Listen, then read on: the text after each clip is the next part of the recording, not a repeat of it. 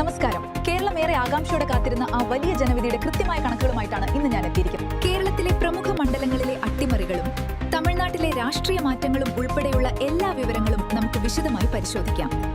കേരളത്തിലെ ആകെ ചിത്രത്തിലേക്ക് നോക്കിയാൽ UDFന്റെ വൻ മുന്നേറ്റമാണ് നമുക്ക് കാണാൻ സാധിക്കുന്നത്.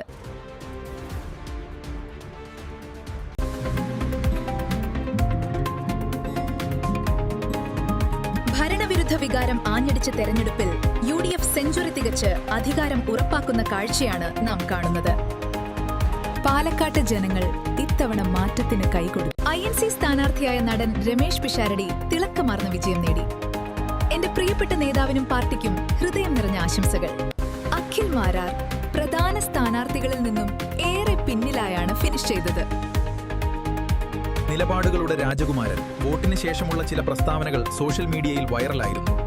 വോട്ടിന് മുമ്പ് ഇറക്കഞ്ഞത് അദ്ദേഹത്തിന് കരുത്ത് നൽകി. ഇനി അയൽ സംസ്ഥാനമായ തമിഴ്നാട്ടിലെ അവസ്ഥ എന്താണെന്ന് നോക്കാം.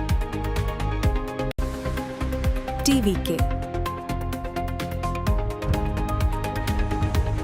തമിഴ്നാടിന്റെ ഭാവി.